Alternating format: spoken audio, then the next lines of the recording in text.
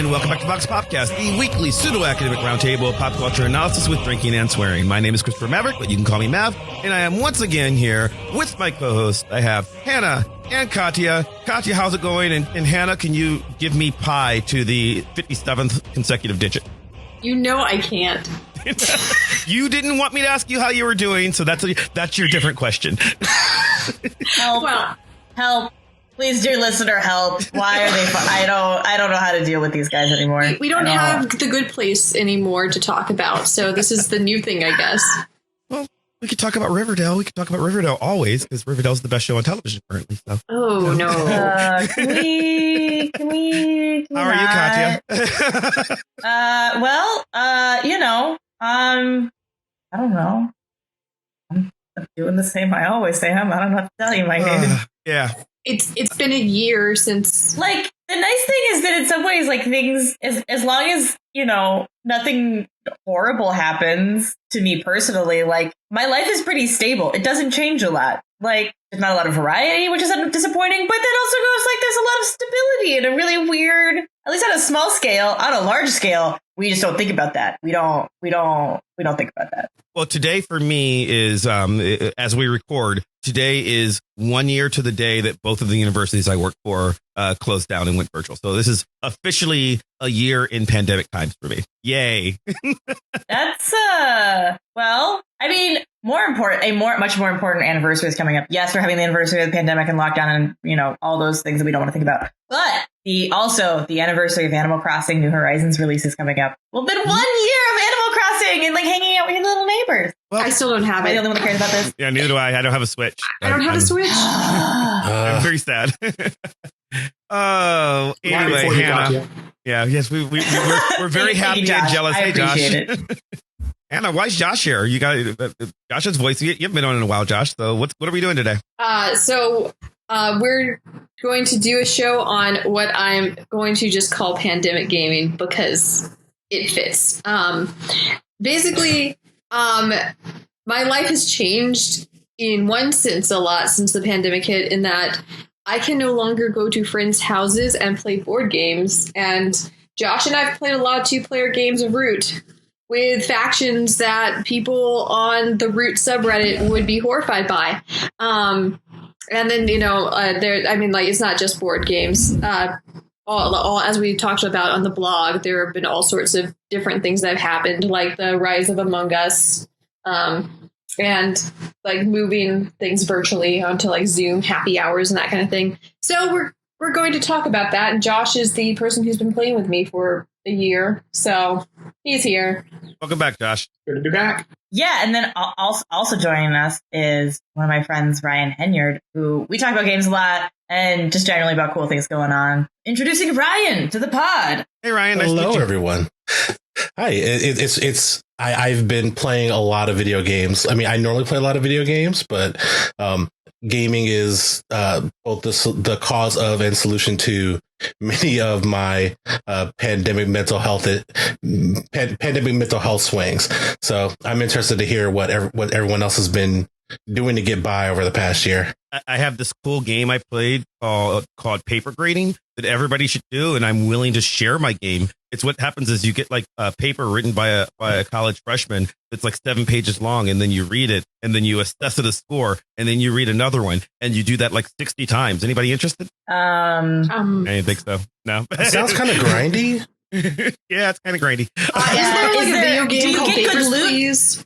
Do you get good loot when you... Do you get good loot though when you like finish a paper? Not particularly, no. Oh.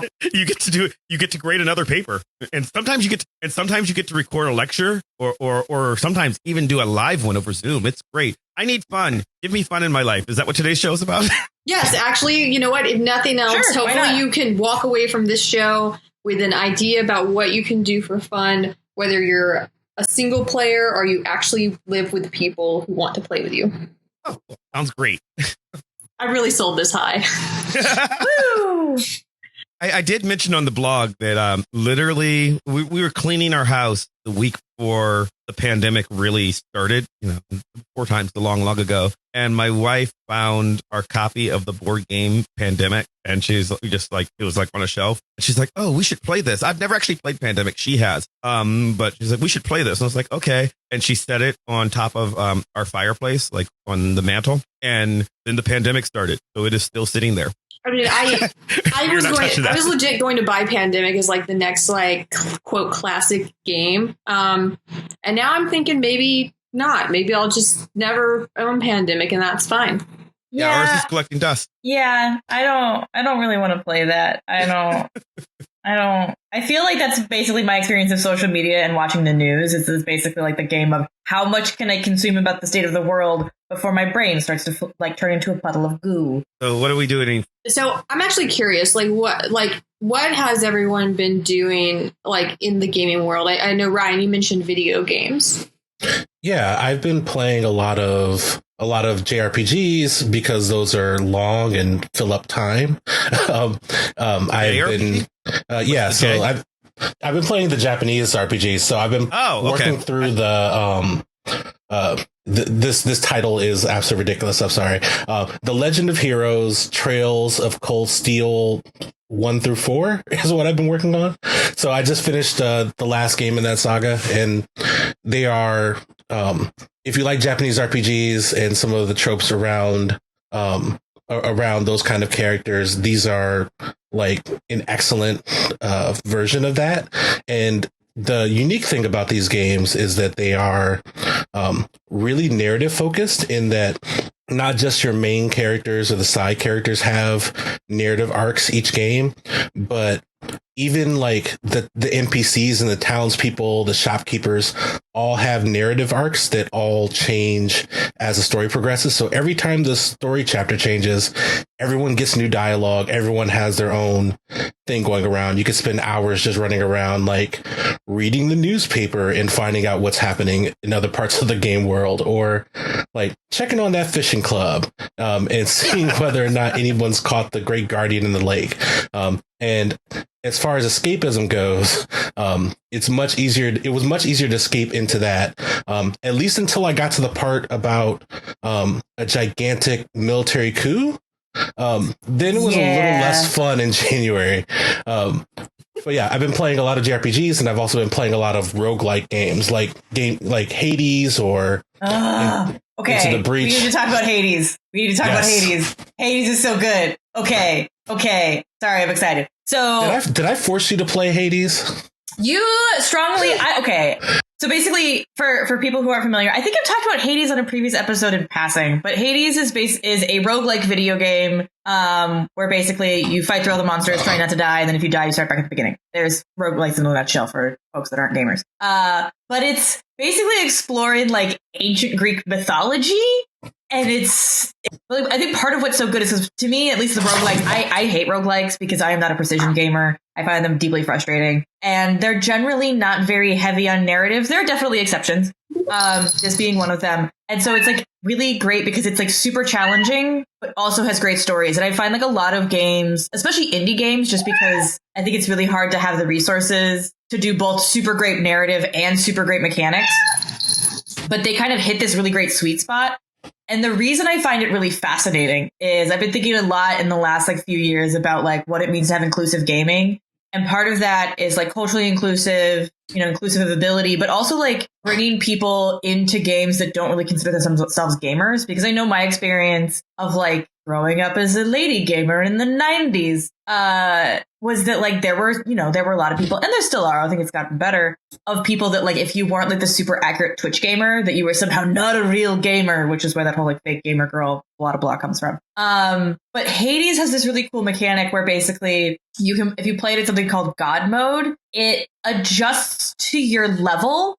But so basically every time you die in Hades, it gives you a little bit more percentage of defense, so it's a little bit harder to kill you each time, which is great because if you're someone like me who's not great at roguelikes, you just keep dying a lot. But actually, as you die, you get more protection. Also, you actually need to die to move the story forward. It's so cool. Like, you actually get rewarded for dying. So can I just like start the game and then go to bed and just let myself get killed 80 times and then wake up in the morning and then I'm like, not quite. Yeah. No, you need. Well, I mean, I guess like no, because you have to like keep trying. Things won't just come kill me if I just stay there. So it's like Sisyphus, but not. Well, Sisyphus is actually there, which is fun. Yeah, he's actually really like at peace. Yeah, he's really at peace with the whole like being tortured by the Fury situation. It's actually really reassuring. I'm actually like I hadn't thought about playing before, but now you've convinced me. I should. Oh, I was going to say that if you're someone who has ever been interested in Greek mythology, then this game is like a love letter specifically to you. I had a moment in the game and I'm trying to figure, like, can you spoil mythology? I don't think you can spoil mythology. But there was a moment where your main character in that game is Zagreus, Prince of Hell, son of Hades. Yep. And I remember being really confused when I was younger in my first mythology class and going, well, is Zagreus just Dionysus? And everyone was like, well, kinda, it depends. And so you're playing Zagreus, Prince of Hell, and you go out, you're trying to escape because screw you, Dad, you don't actually control me. I'm my own person. As you do. And as you're escaping, he's going out. He wants to find his mom, Persephone, who's who's long gone, and all of his Olympian relatives want to help him out. They want to help him get out of hell and get to Mount Olympus. And so you end up getting boons and help and story beats from a bunch of the different Greek gods. There are also a number of the Chthonian deities in the game as well, including a non-binary primordial chaos that I deeply appreciate. Mother Nyx, goddess of night. There's just a lot of really cool stuff in there. And there's a moment where you're having like Dionysus and Zagreus, two different, versions of a similar Olympian origin, talking to each other about like how much they like each other and how they think that each other like has cool style. And like I really just enjoyed and loved every bit of it. I probably put like maybe a few hundred hours into that game, which is pretty impressive. And I had to physically pull myself away even after I beat all the story, because there's just constantly like more narrative, more interactions, and like Katya said, when you die, you either progress the story or you get more resources to make your character stronger, and you can decide, how permanent, like which of those permanent buffs you want on at any time, and what weapon you use. And there's like a whole bunch of different ways to play the game based off of your own preferences for the action style. And the game does a good job of teaching you how to play it. My last note on Hades is that, like, if you're interested in game development, Hades is a really fascinating case. It's made by Supergiant Games, which is an indie game studio. I guess I can call them Indie Plus Plus. Previously, they created a few other of my favorite games of all time. So they created Bastion, which was a similar isometric indie game that featured this gorgeous voiced narrator, narrating all of your actions in real time dynamically. And in Transistor, which was like a merge of an action game and a real-time strategy. And when they made Hades, they decided to do it as open access, as early access. And they invited the folks from NoClip, YouTube documentarians, who a video game documentarians of video game lore and development, to follow them for the whole like multi-year process of creating that game. So you kind of get to watch it all come together. it's just really rad. It's a rare look behind the curtain. And it was just really fascinating to have a game that exceeded everybody's expectations, that did everything I wanted it to do.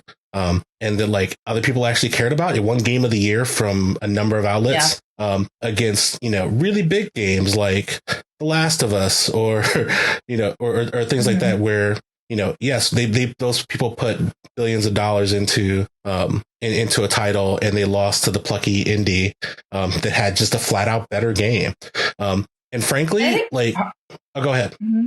Oh no, I was just saying, I think it's also a rare game that I feel like I personally have no complaints about, and I think, if you dig hard enough, you will find someone complaining about something in the gaming world, because it's what we do. But I think that's actually also kind of like a relative consensus within the community. I don't see people. I don't know. I don't see a lot of takedowns of the game. People are just generally like, yeah, this is a solidly good, indie, cool game. I'm sure someone somewhere is cranky. Question. Okay, these are both video games. Are they both single player, or are these multiplayer, or what's going on? You haven't said that. Playing with your friends, or is it log on and play against NPCs? Log on, play against NPCs. It's single player. Although I think one of the cool things about Hades is because it's so story based, people there were lots of people talking about it. This is actually a future episode I'm thinking about, is the difference between the game and the meta game. But there's outside of the game itself, there is kind of a community around it of people talking about talking about the mechanics of the game and how much of the game itself, but also talking about Greek mythology. There was a little baby resurgence and people nerding out because, of course, the gaming community is a bunch of nerds, which no one would have ever thought of before. Yeah, I feel like on the exact opposite of this scale is what Josh has been doing. So being antisocial and murdering people and building an empire to celebrate colonialism? No, that was the Josh of yesteryear. I have moved on. And we should clarify, in video game world. So I used to play a lot of the Total War games, and got really into Empire Total War, which is from 2007 or so, 8 or 9. So in the last year, I've been playing a lot of the online multiplayer game World of Warships. He's going to try and recruit you to his team. So it's a free-to-play game from a Russian developer called Wargaming, and the tagline is, it's the thinking man's action game. It's a naval combat simulator. I hate it already.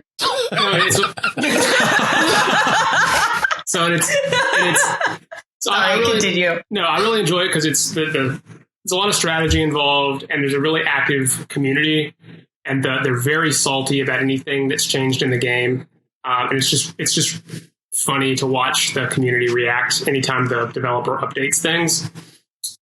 So I initially got into it because I had when I was in law school, I wrote a paper on loot boxes and in gaming, and decided I needed to kind of learn more about this firsthand. So this game is known for its use of the developer Wargaming is known for its use of it publishes free to play games and uses loot boxes to make money. So I started playing the game just purely to learn about it, and then just kind of fell in love with the strategy of it. It's in original form. There were 3 types of ships: battleships, cruisers, and destroyers, and they kind of had a rock paper scissors element to it. You pick a ship, go into a battle with 10 teammates, try to defeat the other team. And then a few years ago, World of Warships added aircraft carriers, which kind of, a lot of people say, broke the gameplay because they're kind of overpowered. And then the last couple of years, the developers have been tweaking the game a lot, trying to balance it, adding lots of new ships. And it's funny because a ship in the game, you can just play for free, grind to unlock new ships, or you can pay anywhere from $10 to $100 for a single ship in this game. Of real money. Real money. He's not done that. I just want to say. I've never done this, but I know people who have that are whaling it for these games. They have all these, they're called premium ships it costs real money. And it's just really fun because the developer rolls out a new update every 3 to 6 months. New ships get added. The community gets really salty. One of the top live streamers just was fired last month as a paid kind of spokesperson for the game because he was critiquing some of the new changes, and the developer just dropped him. There's I'm sorry, what? I'm just saying you're really selling it. Yeah, that sounds extremely questionably ethical. It's like we pay a guy to cheerlead us, and he said the new change wasn't great. Like, I mean, that's not unheard of. I mean, I know. that a lot. A fair number of gaming companies do that. Although I will say, like the ones like the few paid streamers I follow that are associated with or like YouTubers or what have you that I follow actually tend to be critical of the games that they play a lot. I think I see this a lot, for example, with EA games, particularly The Sims, because The Sims, while many people love it, it is in many respects a disaster and a very expensive one, which also, speaking of, I think we actually talked about this in the last gaming sort of in the pandemic show, although I don't think we explicitly called that. Like The Sims is really popular. Although The Sims never really stopped being popular, it's always kind of like maintains part of, I think, like the community's heart in a weird way, because it is kind of like it fills a niche of I want to play dolls, but also sometimes want to be a little bit sadistic towards those dolls, which is a whole thing. Isn't that like what dolls are for anyway? I mean, even as a child with regular dolls. It depends. Although anyway, but they have a similar thing. They have a similar thing where like not quite loot crates, but you know, I forget the math, but like if you buy there's the base game, which at this point I think you could get for like $10 or something, because like the base game is kind of useless unless you buy the expansion packs. You bought all the expansions at full price. It's like several $100s. And they've actually recently started some controversy because they're releasing smaller packs for like $5. Are they really worth it? Probably not. And they're buggy as all get out. And I haven't seen those streamers. Most of the streamers and most of the community have been like, this isn't cool, guys. So I'm interested to see how that goes. But yeah, it's, you know, the relationship between streamers in general, especially like streamers that are hired by the companies, is really interesting. Well, that's kind of the weird thing about just critiquing. Like I have no problem with, you know, paying people for advertising, you know. In fact, if people want to pay us, please do contact us at boxpopcast.com. But we still might critique you though. Yeah, well, that's exactly it. Like I'm not doing a commercial, and if as a streamer, if you're like, "Hi, I'm Joe and I play this game," you know, okay, fine. If you're paying me specifically for that, sure. But the streamer has a following because people respect their honest opinion about game. That's what video game streaming is, right? This show that we're on is anybody who listens to it is because they respect our honest opinion about whatever we're bitching about that week. That's respect what we might do. be a strong word, but I understand what you mean. Entertained by, respect, whatever you want to say, right? Like critique makes stuff better. That's what it is. Or at least more interesting. I mean, yeah. And I think that's why like some of the bigger, especially like the larger companies that kind of like, I think companies like EA, I think even like Activision, Rockstar. I mean, I think they have a interesting relationship kind of with like their critics online, because on the one hand, yeah, it's bad PR. You know, but on the other hand, like I think the fact that like, you know, just to go back to the EA example, the fact that EA keeps on their payroll, they're called game changers, I think. The fact they don't boot people, yeah, it's a thing. But the fact that they don't boot people for critiquing them, I think speaks, you know, to me, it's like, okay, cool. I'm like a little, like moderately more comfortable giving my money because it's like you're respecting the community that you're a part of. Right. And I think that's part of it is it's like, and it's like acknowledging like, yeah, you're a game company, but also like the gaming community is a community and you can't just kind of like be a cranky toddler and take your toys and go home. And then on the other hand, it's also like a really good source of feedback. Like, I'm sure that, I mean, Reddit is full of people being unhelpful. But it's like you want to know how your game is performing and what people are finding buggy and all this kind of stuff. I mean, there's a reason that there are most large game companies at this point have like community managers. Their entire job is to like, you know, field questions and resolve disputes and issues that people come, because I mean, there are customers, but also like part of that is monitoring those forums to see like what's up, like how are people playing the game? Are they having a good experience? If they're not having a good experience, why? Or if they are having a good experience, like what's working so that maybe we can do that in this other game that we're making. Right. As a software designer, when I used to do that, it's an invaluable thing, right? Like, sure, I can run a focus group, and often did, but for whatever I was working on, just going to the community of users for whatever, you know, be it a game or a spreadsheet program, it doesn't matter. If there's a place online where people go to say, oh, wow, this is awesome. Have you used feature A? Or, oh, wow, this sucks. Feature A is garbage. Like, I need to know that, and I can make my product better. So it's just it's silly to try and block that. It's not only is it bad business as a customer relations standpoint, it's just you're just forfeiting something that would make you more profitable in the long run. Which I think actually brings us back to Josh's point. Like, I feel like, does anyone like loot crates? I feel like loot crates are one of the most, I mean, this is not a pandemic issue. Like, this is a trend in gaming for many years now at this point. Like, does anyone like loot crates? I guess if you're really wealthy and you don't want to actually play like grind and you can just buy all this stuff, that's great. Like, good for you. But like, I don't like them. Like World of Warships, just as an example, a lot of companies are required to publish, depending on the country, companies are required to publish the odds of the chance of receiving any item from a loot crate. And some companies are better about it than others. World of Warships had an incident I think it was this Christmas. There's a lot of memes about it, but there was a loot crate where you could get a certain type of ship, and they were claiming to have like a long list of ships. It was like you could get one of 50 ships. They're all very good, but if you actually read the fine print, the first ship you would get the first ship you had any chance of getting was like this very like mid-tier ship no one cared about. And the memes, because everyone was opening loot crates and paying for loot crates and getting the same kind of garbage ship. Every time, just because it was supposed to be random, you'd always get that ship first before you got anything good. So you'd had to buy at least like 2 crates or something. And that's kind of how much are the crates again? I have to look. I know like $2 to $10 usually. Some are more, and you can spend like hundreds of dollars on loot crates. I think some of these events they had like you could buy up to like 100 crates, and then if you got all the crates, you had like a 1 in 100 chance of getting the ship you wanted, but you had to buy all the crates, and because of probability and stuff, it doesn't necessarily mean all the crates.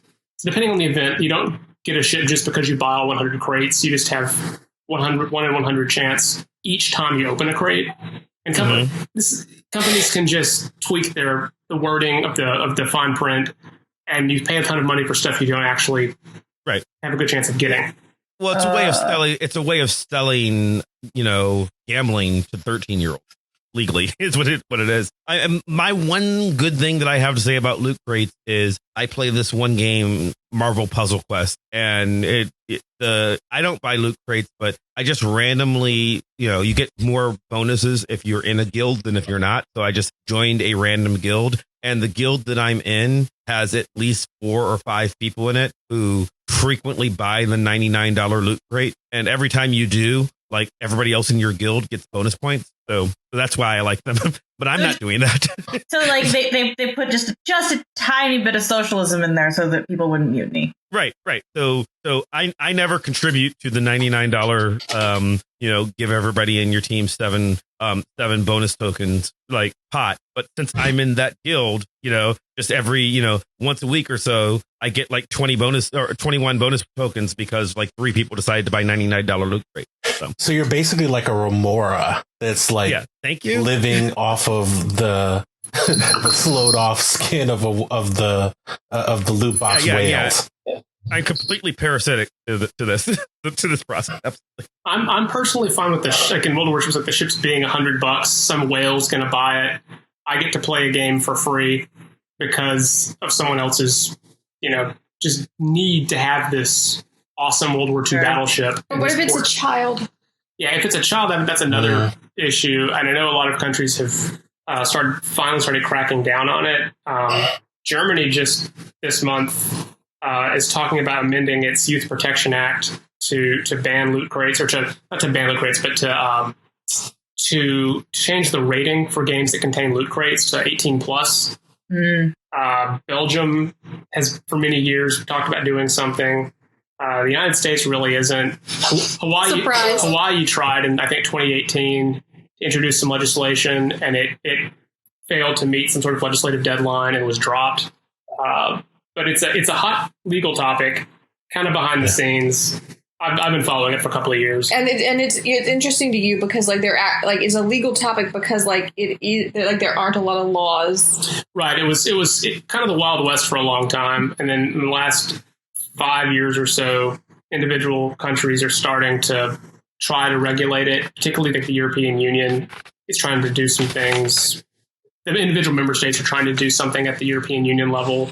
China is got regulations on skin gambling, which is where people were trading in-game skins, character and like weapons skins. That doesn't sound ominous at all. Right, but apparently people... apparently a few years ago, like I think Counter-Strike had a system where you can trade skins for weapons and things, and so third-party sites were using the skins as in-game as currency, virtual currency. You could bet on the outcomes of various gaming competitions, tournaments, and then you could win skins.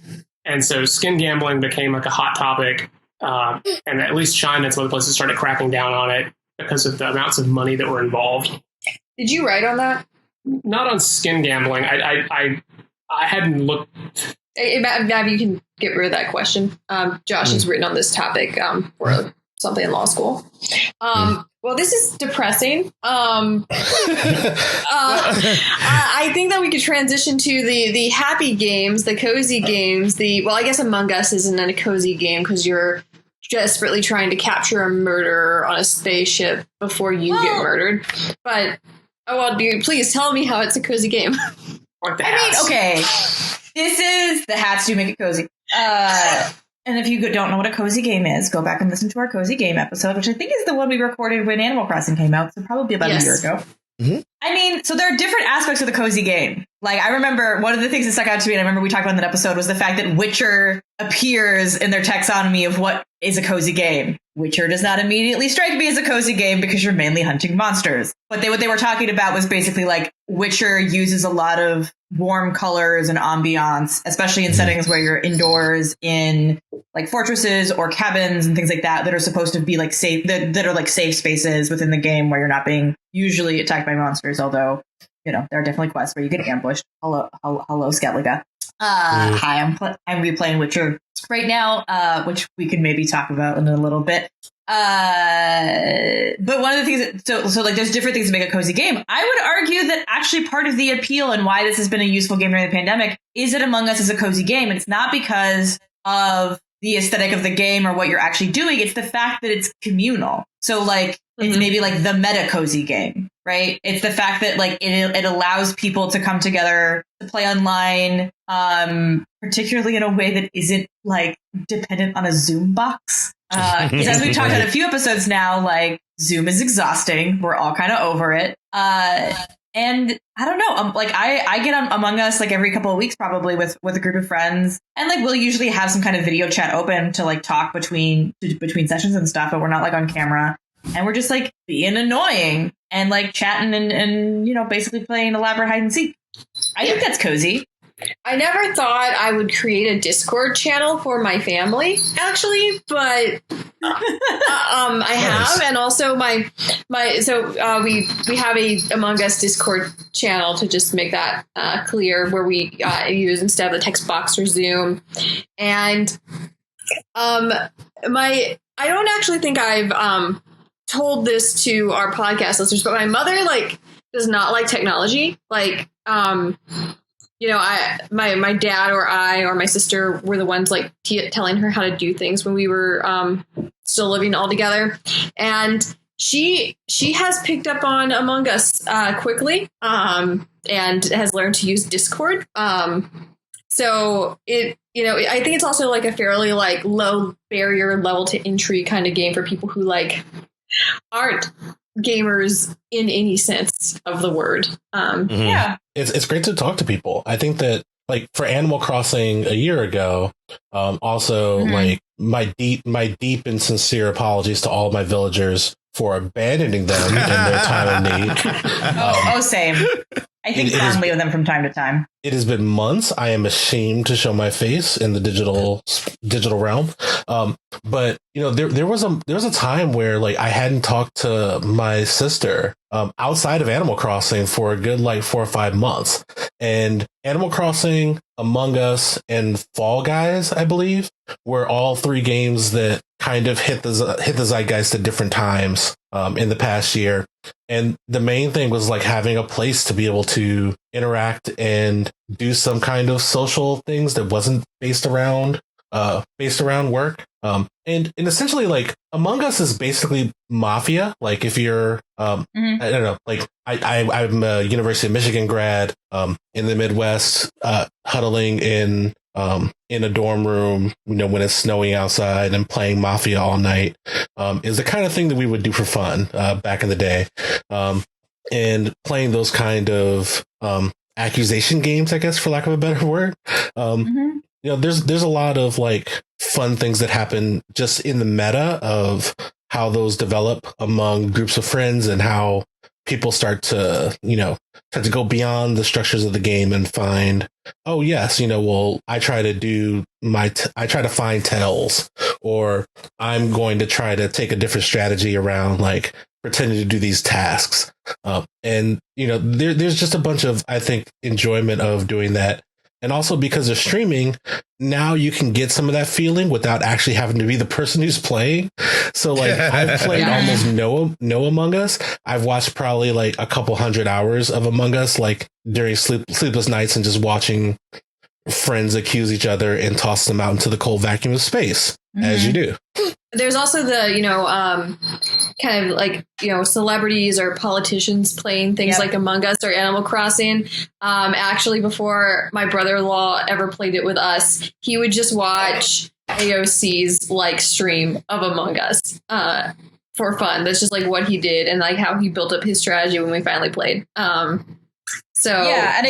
And I think that's one of the interesting uses of gaming during the pandemic in particular is like people who we wouldn't normally associate with these kinds of games are like going hard in as basically a substitute, especially in politics, for door knocking. Essentially, like AOC has been doing, did a bunch of Among Us streams as part of her sort of grassroots organizing, and also just like getting to know people and hang out with them. Also, like that was also one of my favorite Animal Crossing controversies. So for folks that aren't aware, Animal Crossing, I forget exactly when, I think it was over the summer, late summer, they started a policy where basically for those of you who don't play Animal Crossing, there are ways that you can basically create your own in-game assets, basically by illustrating sort of cute little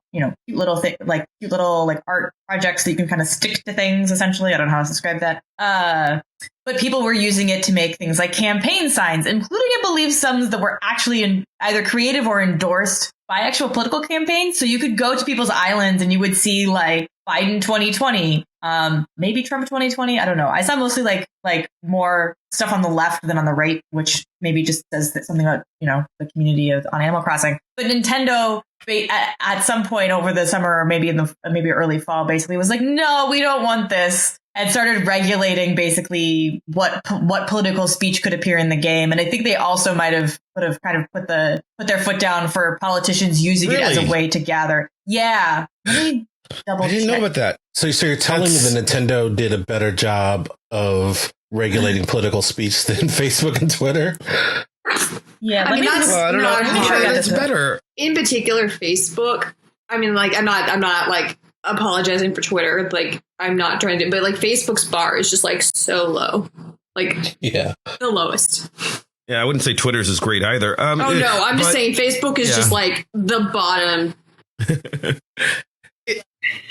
So apparently just double checking my facts here. Apparently on September 14th, there was an update where basically certain terms would be censored, including things related to COVID, coronavirus, and ACAB. All cops are bastards. So basically that if you tried to send mail, for example, with certain words that were banned, it would get censored. And then I think the political stuff, it sounds like individual assets would get reported and removed. I don't know. So it may not be a blanket. I would need to look into whether or not it's a blanket policy. But essentially, I think that's part of why some of AOC in particular transitioned to doing the live streams on Among Us. Is because it was getting more difficult to do so through Nintendo. But yeah, I mean, we'll have a link in the show notes to that story. Okay, so I feel like we've talked a lot about definitely like video games that you like could play just in quote normal times, and we might have changed like how popular they were, or like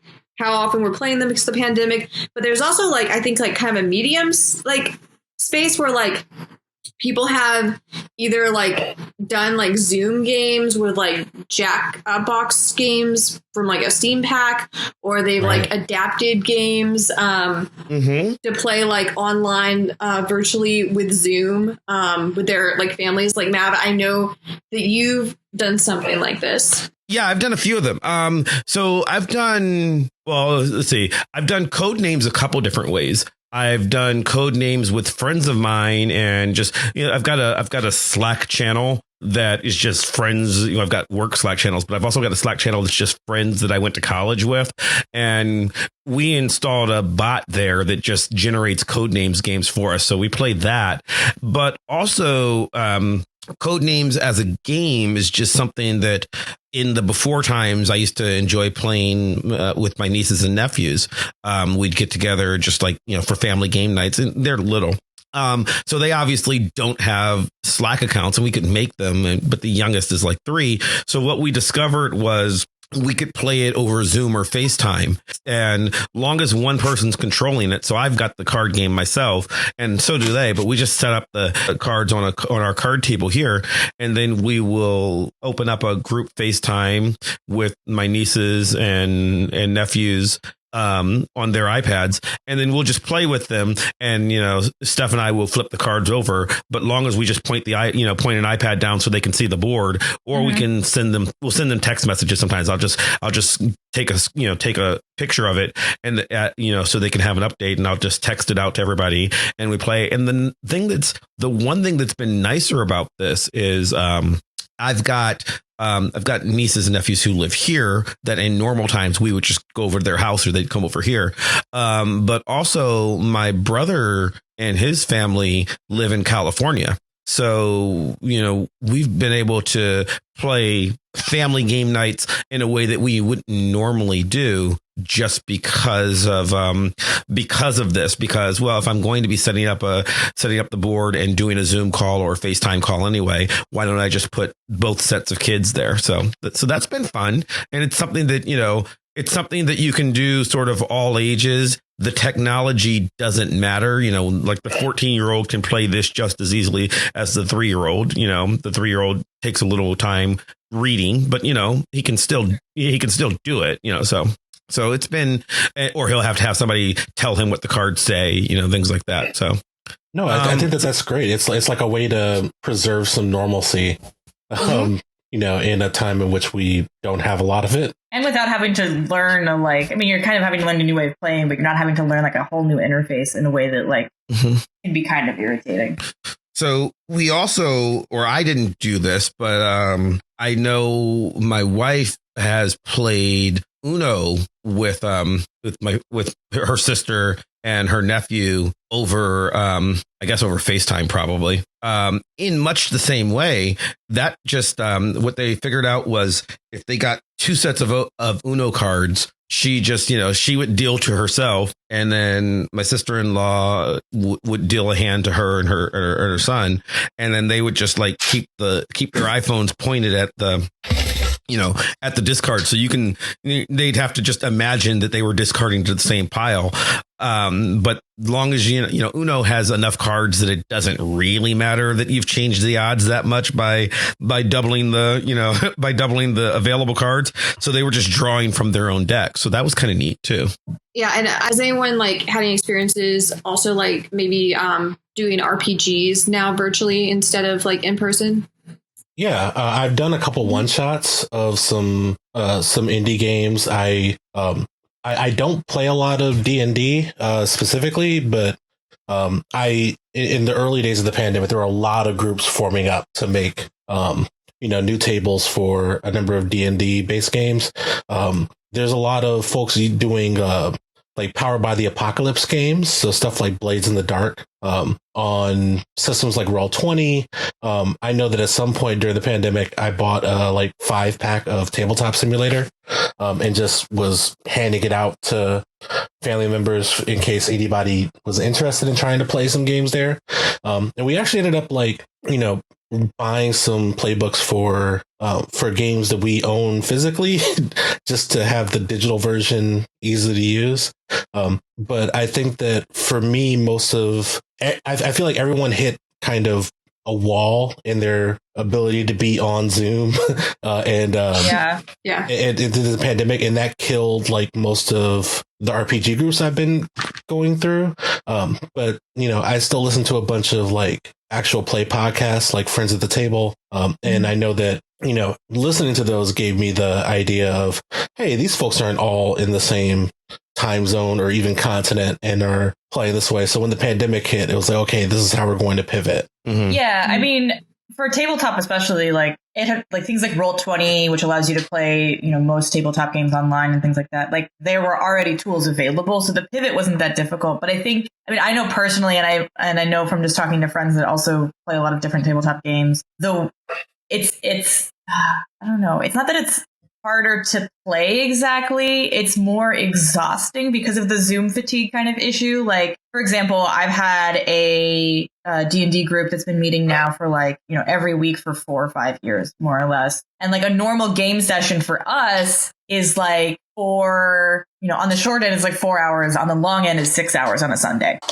Mm-hmm. And no one wants to spend that quantity of time on Zoom. And even though when we play in real life, we're hanging out, we're drinking beer, we're having snacks, but there's something about being in the room that makes that kind of length of session much more doable. And then the other thing is also for a while we were playing our main, the main story that we usually play, which we refer to as A-Team, because it's our main characters in that quest. That specific storyline has been going for 4.5 years. And I don't know, I think we just all found it exhausting to continue playing. And because it's a fairly large D&D group, I think there's 7 of us, including the MD or including the DM. I don't know. And at some point in the last, a couple of months ago, we just were like, hey, we're all kind of burned out. Everyone needs a little bit of a break. And we've recently resumed, but we're not playing D&D. We're playing something called Monster of the Week, which is kind of like, this is probably not a good description, and I'm sure someone will make a face at me, but I think of it as D&D light in that it has a lot of the role-playing aspects to it, but it's much more narrative heavy. There's less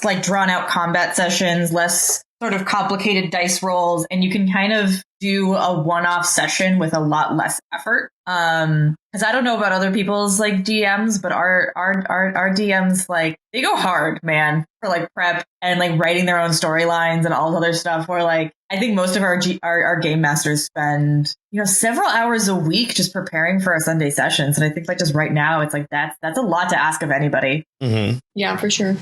Which for a while, this is not a virtual game, but for a while, Josh and I just stopped playing our board games. I think partially because we were too exhausted to remember some of the rules, even though we played them before, or just play them. Sounds about right. You might recall Spirit Island, the cooperative board game where you kick invaders off an island and throw them into the ocean sometimes.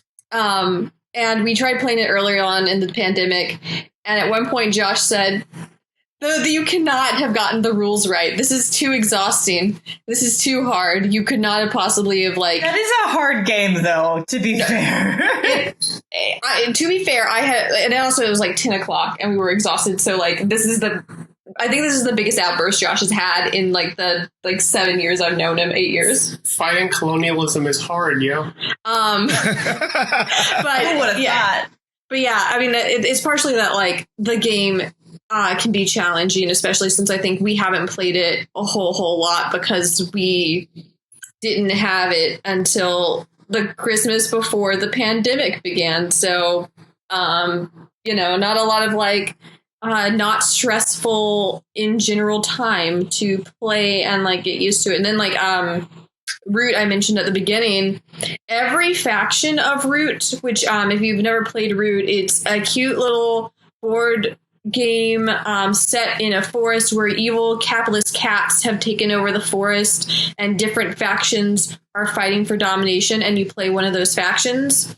And now we own 8 different factions of Root because we've bought almost every expansion they have, and each faction has different rules, and you have to learn to play the game over, and also you need to kind of have a vague knowledge of someone else's rules to be sure they're not cheating. And it, yeah, I mean, like it's just a lot. Learning how to play a board game is hard. I'll have to check that out. That sounds interesting. Spirit Island is awesome. I will say to the rule complication thing, I think when we played that like in real life, it took us a couple playthroughs before we felt like we were doing it right. And then even then, I'm not sure we like, I think we talked about the previous episode, I forget which one, maybe Games of Empire. Like the game is intentionally stacked against the players. Mm-hmm. Partially for that point of like, hey, fighting colonialism is hard. Yeah, and I will also say about Root and Spirit Island specifically, if you don't want like that fatigue of like having a physical board game, or you don't have enough players in terms of Root, which a lot of people on the internet have very strong opinions about this. And are like, if you don't have 4 people who are going to play regularly, don't bother buying Root at all. Invest your money elsewhere. And honestly, I think that if you have an open heart and a fun group of people, stop laughing at me. You can play Root and enjoy it and like get to know the factions and like find interesting things to say. But maybe that's just because I've like written some stuff about games of Empire super cash. It's just a game. Oh right, like, but yeah, play it however makes you happy. Yeah, you can buy the digital versions of Root and Spirit Island, and also like if cost is a factor, and you don't want to put down the like $50 or whatever for a board game, the digital versions are cheaper on Steam, which is also a consideration because not everybody has like $1 million to spend on board games. It's also the pandemic be rough on our bank account. Yeah, the pandemic really. Yeah. If you don't want to blow your stimulus check on all the board games Hannah's going to list off. You can always join World of Warships, free to play. Just don't buy them. Just don't buy the. Start a course for adventure today. I mean, the point about like learning the rules being kind of exhausting is interesting though, and I wonder like. I definitely have found myself finding video games more of my speed right now. And I think part of that is because like I don't have to learn the rules because the rules are in the game. I just have to figure out like what I'm allowed to do and not allowed to do. And then in some cases figure out how to deploy bombs to break what I'm allowed to do. Because that's a thing that you can do sometimes. But like I kind of find it nice to not have to worry about playing the rules or playing the quote unquote right way. And like video games, like even the open world ones, like there are rails on. Even if I think the mark of a good game, especially a good open world game, is that you don't notice the rails super frequently. But yeah, I don't know. I mean, which I think also goes to like I've definitely found that my interest, there are games that I previously have played that I wasn't super into that I definitely have found more appealing these days. I've been thinking a lot as to why. For me, like the current example, which I mentioned earlier in the episode, is I have been replaying Witcher 3: The Wild Hunt, which I say replaying. That's generous. I usually get like 1/5 into the main story and then lose interest. And because I'm that kind of person, every time I go back to a game, I have to start from the beginning because I've lost the storyline. And even though I remember what happens, I might have missed something. But The Witcher for me, I always kind of was curious as to why people loved it so much. It's like one of the more critically acclaimed games. People love it. I just never connected with it because it's so sprawling. I've always felt like it's a combination of like a game that expects you to play in a certain way, sort of like a more railroaded storyline where like you're supposed to follow the main quest and go, follow the bouncing ball of the story of Geralt of Rivia. And then they also put in a massive open world game where there's all these little interesting side quests with all this lore and like you get to hunt all these different monsters, which is also very cool. It always felt like 2 games in one. And for me, it always felt like those 2 games were kind of in tension with each other. But now in the pandemic, where I have virtually infinite time on my hands, I understand it. I still think the leveling system is broken in some extent because like I'm not even all the way through the main quest and I'm already almost at like the level for the expansions, having not even gotten to the DLCs. Because if you do any side quests at all, you level really quickly in comparison to the main role of the game, which makes things easier than they should be. That's a whole different problem. But like, I get it. It's an extremely immersive story, and you can go down so many rabbit holes. I've been thinking about my experiences with The Witcher, and for me, I came into it a little different in that years and years ago, I got into the books based off of some somewhat janky translations of the Polish fantasy novels that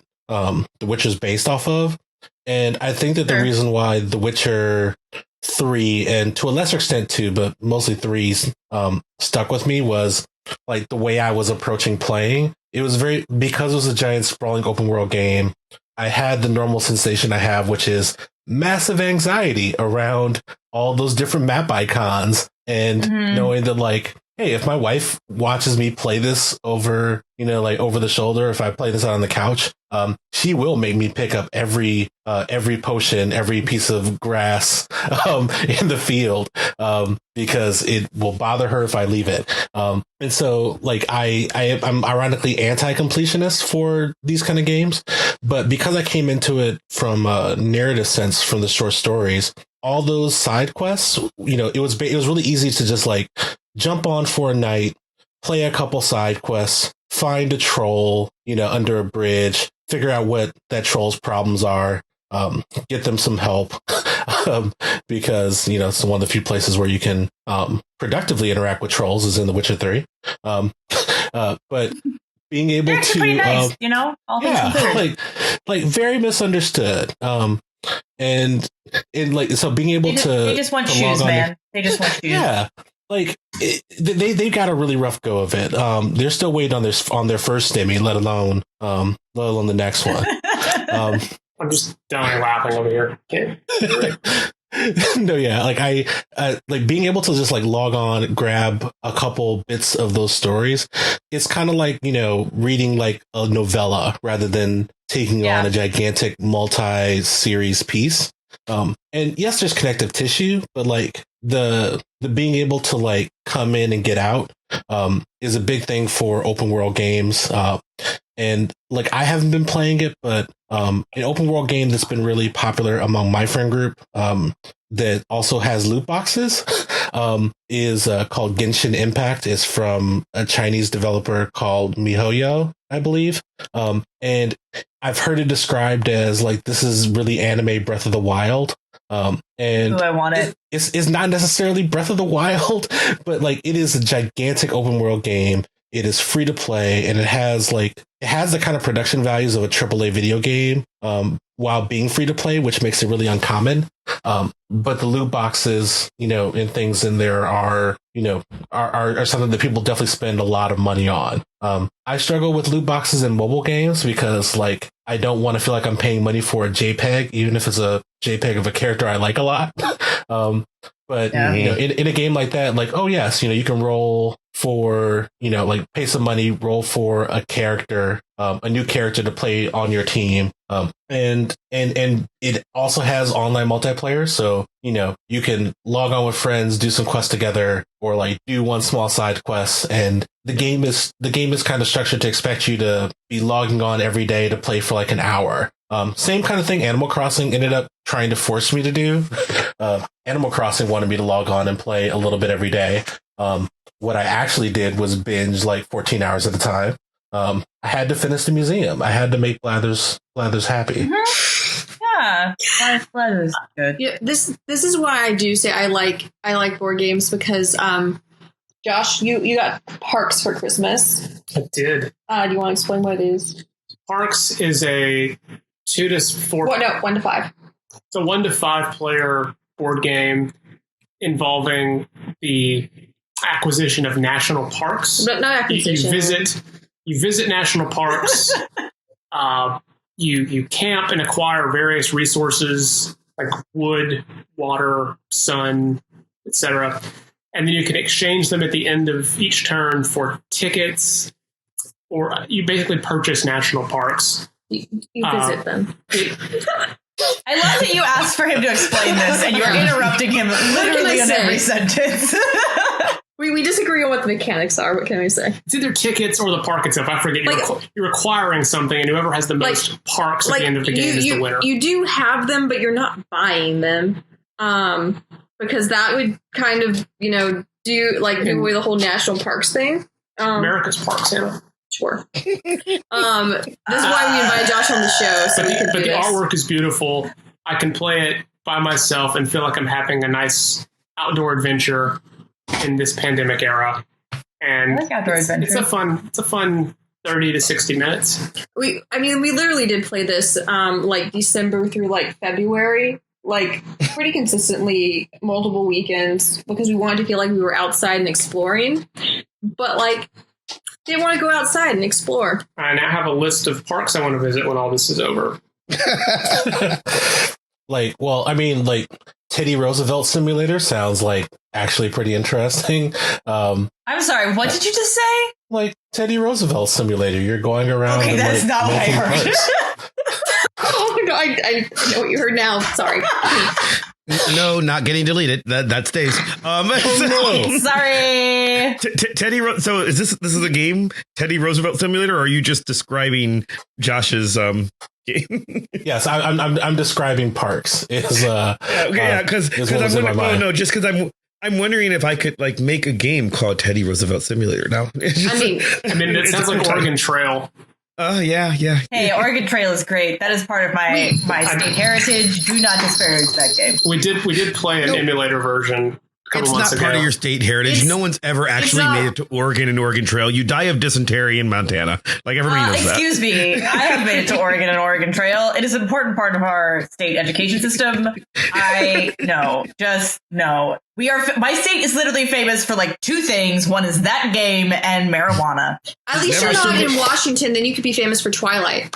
Never circle the wagon. No. Circling the wagons doesn't work. Fording the river is a fool's errand. I stand by this. Exactly. See, also, shout outs to shout outs to Oregon Trail for being young Ryan's first interface with class consciousness of why is life so much easier for the banker? Although when you're 29/30 and playing it again for the first time in 2 decades, maybe close to, you're oh, there are some things I realize now that I did not realize then. All the friendly Native Americans you meet along the way, Hannah. Oh no. Yes. So this is why we can't have nice things. I just, it turns out that as you grow, your relationship with the media you interact with changes. And that's the entire theme of this show, encapsulated in Oregon Trail. So, I guess we've ruined Oregon Trail for everyone, or not. No, Oregon Trail is a wonderful educational tool for teaching people about how westward expansion is a horrible idea, that you will either be murdered and or you will kill native peoples, probably both. And you will die of dysentery. Yeah. As justice demands, because you're going and taking people's lands from them. Anyway. Or you'll name your children, or the children are members of your party after people you know, and you don't die, but they do, and it's real awkward. Well, I think we've resolved nothing other than the fact. We can resolve one question. How many Kickstarter games is too many Kickstarter games? Are you going into massive debt yet? I don't go into debt. I'm afraid of debt. As long as you're not in massive debt, I think that it's great. You're probably kickstarting the economy. I think if we all just put our stimulus checks into indie gaming, only good things can come of that, as far as I'm concerned. Hannah has told me that we're not allowed to move for up to 2 years because she still has a bunch of Kickstarter games that may be shipping soon, and she can't change her address yet. No, you do know you can update your address. Yeah, no, I didn't say. And then they will send it to the new address. I didn't say 2 years. I said 2 months. To be fair, but I do have Kickstarter games that are projected out for 2 years. Look, if someone said I'm building a board game thinking about Edward Said's work, who wouldn't want to buy that? Or I could get drunk. I mean, I feel like why not both? Can we do both? Is both an option? Yeah. Why does this have to be exclusive? I'm curious. I don't know anyone who's ever actually going to play it with me. Like, you're talking to like the people, you know the people, us. the people literally on this podcast, but we're not in, we're in different places. So I guess We just did an entire episode about how people are playing games in different places. If we want to do a Zoom and play an Edward Said game, that was, I mean, I'm not going to say no. It's just a weird thing. That's all I'm working. We just literally did an episode about how to do this. Yeah. Okay. We did it just now, Mav. I know, but do we each need to buy one, or can we just trust that Hannah will do it? I mean, obviously, I'm going to do it. Oh yeah, no, we're gonna use her copy. I'm assuming. Yeah. Okay. That's fine. Anyway, I guess we haven't resolved anything, including how many Kickstarter games one should purchase. Besides, don't go into debt. All of them. That would send me into debt.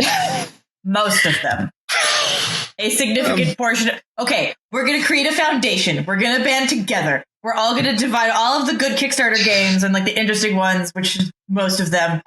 And then we're going to make a list. And then everyone's going to take so many games on that list so that everyone can make their games. And then they're going to be sold. And then it's going to be wildly successful. And then gaming will take over the world. And it's going to be great.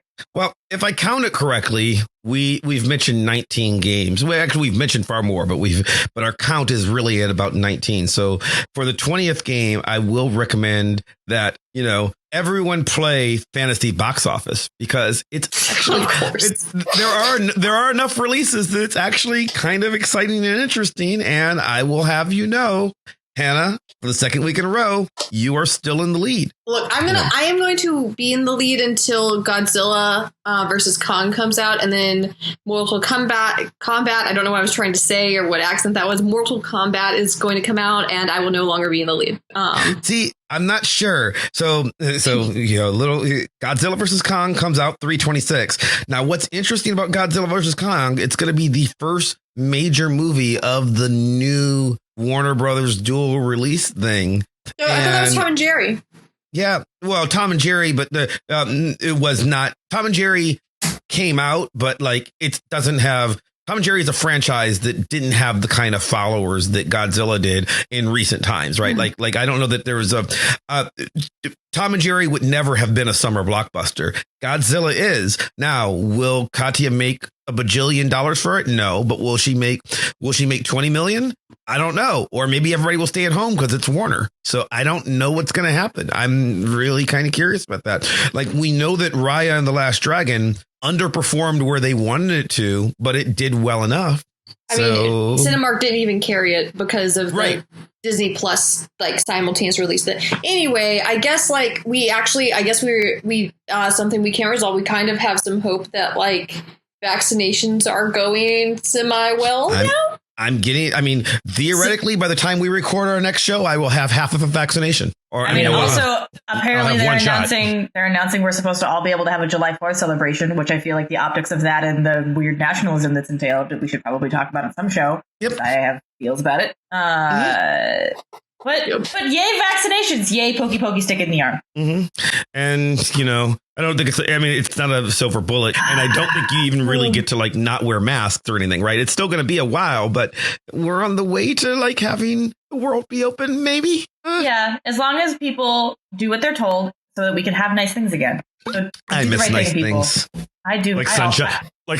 Sunshine was nice. I miss nice things like beer in a communal setting. Mm-hmm. It's been a year since I've been in a bar, since I've hugged someone who's not Josh, since I've been to the movie theater. Actually, it's been over a year for some of those things, but we're not gonna. I had a little better because we had, and this might happen again. We had our pub trivia turned into socially distant outdoor.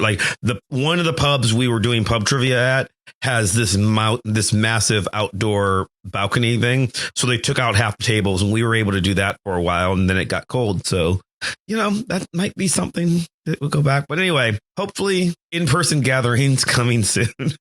We can play board games together again one day. Yeah. One day. That's not everything. Ryan, thank you for joining us. Oh, thank you for having me. Yeah, so you have a podcast of your own. Tell us about it. Yes, along with three friends and colleagues of mine, we've started the Black Movie Podcast because no one else bought that domain name apparently. Really? Yeah, so we're just surprising. Black Movie Podcast. We look at a number of Black-led films across different genres and time periods. This started as a pandemic distanced episode. This started as a pandemic distance exercise.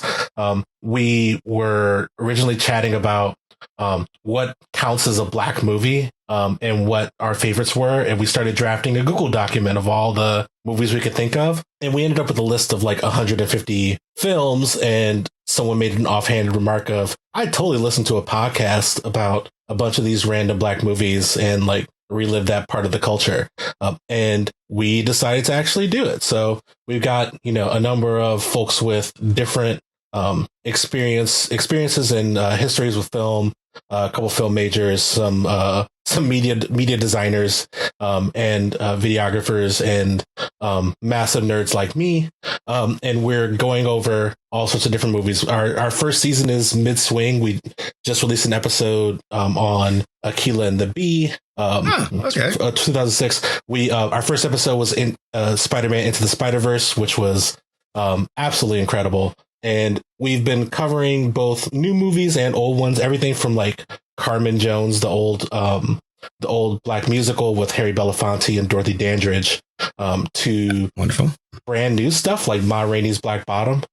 So we've been, zipping all over, having good conversations. You could definitely catch more cool information about Black films, learn about Black culture in ways that aren't based off of trauma and harshness, and like actually focused on joy and humor. And catch us on wherever you get your pods. Look for the Black Movie Podcast, or check us out at blackmoviepodcast.com. You'll be linked in the show notes, but I have a very important question for you. Yes. I'm going to invite myself on your show because in a perfect world, I'm on every show every week. So thank you. But thank you for inviting me. But here on the condition, have you yet scheduled watching the seminal classic, The Five Heartbeats?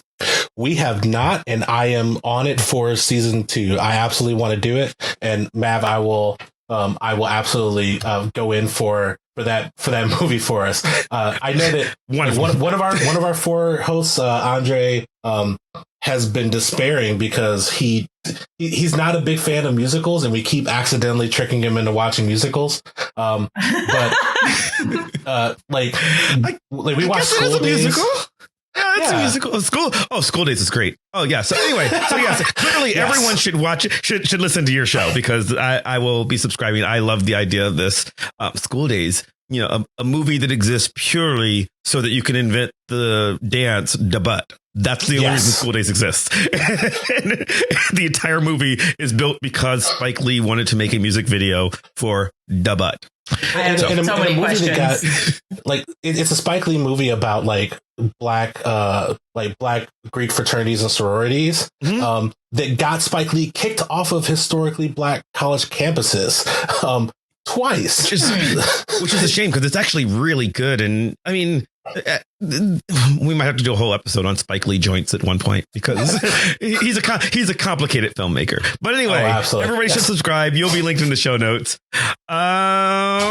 Josh, anything to plug? Not today. Whatever Hannah's got. Okay.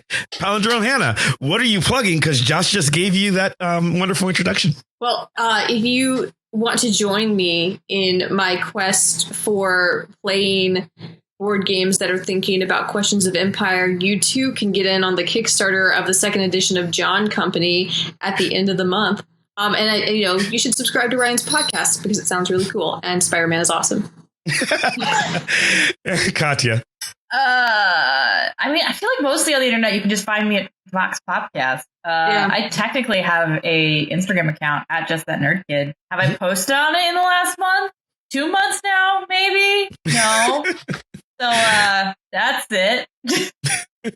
You guys need to the internet demands your voices. No, it doesn't. It doesn't need my voice. My voice is here. My voice is here in your ears right now. You're already listening to it. What more do you need?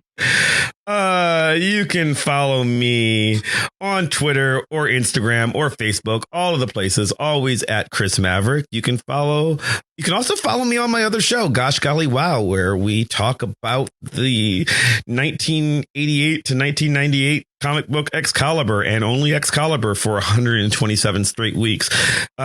This is week 4, and I still am, it's starting to really sink in what I committed to there. But you can follow us at us. Is it me or is it? I don't know. You can follow my other show at goshgollywow.com. You can follow this show at voxpopcast.com and subscribe to us on iTunes or Stitcher or Spotify or wherever else you get podcasts from. And you can follow both shows on our YouTube channel. If you subscribe to the Vox Popcast YouTube channel, you can see visual representations of the show like the one you just listened to, but with pictures. You can see pictures of the games that we're talking about. So yeah, pictures are cool. So if you do us a favor, go to YouTube, subscribe, and hit the bell and comment and like. And I probably said that in the wrong order because I'm old, but do the YouTube things and subscribe to us on the other podcast platforms, and do us a favor, write us a 5-star review, especially on Apple Podcasts. That really helps us out by making the show more popular, moving us up in the algorithm, gives us something to feel good about. And, it's a pandemic, and you just listen to us talk about, our need for human interaction through board games and killing stuff in boats or whatever it was Josh said. So so I think that we'd love to hear from you.